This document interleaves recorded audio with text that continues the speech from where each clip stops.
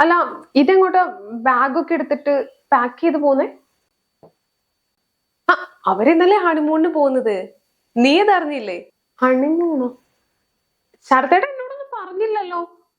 ശരത്തേട്ടൻ എവിടെ പോയാലും എന്നോട് പറയുന്നതാണല്ലോ. അയ്യോ ഇവള് ഇത് അറിഞ്ഞിട്ടുണ്ടായിരുന്നില്ലേ? ഇവള് അറിയിച്ചില്ല അല്ലെ? അമ്മ ഞങ്ങൾ പോകുന്ന കാര്യം അതിരറിഞ്ഞിട്ടുണ്ടാവില്ല. കാരണം ഞാനും ശരത്തേട്ടനോട് കൂടി എവിടെ പോയാലും അതിരിപ്പോ കൂടെ വരാറുണ്ടല്ലോ. ഇനിയിപ്പോ ഹണിമൂണിനെങ്ങാനും കൂടെ വന്നാലോ എന്ന് പേടിച്ചിട്ടായിരിക്കും അല്ലേ? സാരമില്ല, പോട്ടെ പോട്ടെ. അയ്യോ സ്റ്റൗവിൽ എന്തോ വെച്ചൊക്കെ ഞാൻ ഇപ്പൊ വരാം. സാരമില്ല, ഇപ്പൊ എന്തായാലും അറിഞ്ഞില്ലേ, ഞങ്ങള് പോയിട്ടൊക്കെ വരാം.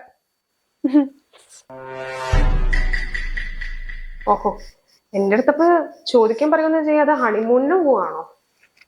വിടാം, രണ്ടുപേരെ ഞാൻ ഹണിമൂണിന് വിടാം. ഇതെന്റെ വീടാ, എന്റെ ഇഷ്ടത്തിന് ഇവിടെ നടക്കുള്ളൂ. ഇവിടെ ആര് എപ്പ പുറത്തു പോകണം എപ്പ അകത്ത് കയറണം എന്നൊക്കെ ഞാൻ തീരുമാനിക്കും. അമ്മ ഇപ്പൊ ഒന്ന് വീണാലും കുഴപ്പമൊന്നുമില്ല. അവരുടെ പോക്ക് ഞാൻ ഇന്ന് തീർത്ത് തരാം. അമ്മയ്ക്ക് വയ്യാതായിക്കാൻ എവിടെ നിന്ന് പോണെന്ന് എനിക്കൊന്ന് കാണണമല്ലോ. ഹണിമൂണിന് പോണ്.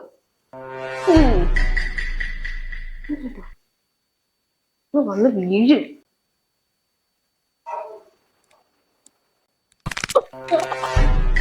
അയ്യോ മോളെ ഒന്ന് വന്ന്. അയ്യോ അമ്മേ എന്ത് പറ്റി? അയ്യോ അമ്മേ അമ്മ അമ്മ എനിക്ക് എനിക്ക് എനിക്ക് ചേച്ചി ചേച്ചി ഒന്ന് വന്നേ. അമ്മ ഈ അവസ്ഥയിൽ എങ്ങനെയാ അമ്മേനെ ഇവിടെ ഒറ്റയ്ക്കാക്കിട്ട് ഞങ്ങൾ പോകുന്നേ? ഞങ്ങൾ ഈ പോക്ക് വേണ്ടാന്ന് വെച്ചേക്കുക.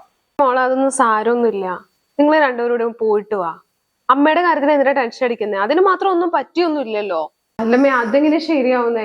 അമ്മ ഇത്രയും കാലൊക്കെ വയ്യാതെ കിടക്കുന്ന സമയത്ത് ചേച്ചിക്ക് ചേട്ടന് എങ്ങനെ പോവാൻ മനസ്സ് വരും? ഇനിയിപ്പോ പോയാൽ തന്നെ ഈ നാട്ടുകാരൊക്കെ എന്ത് പറയാന്നറിയോ? അതും ട്രിപ്പിന് പോയിന്ന് പറയും.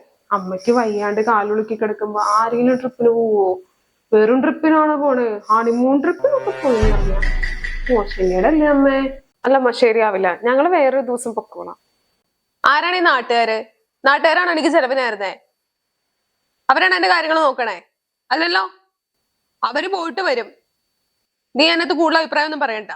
അമ്മ എന്നാലും പിന്നെ അച്ഛനും ഇവളൊക്കെ ഉണ്ടല്ലോ, ഇവരൊക്കെ കൂടെ നോക്കിക്കോളൂ അമ്മേനെ.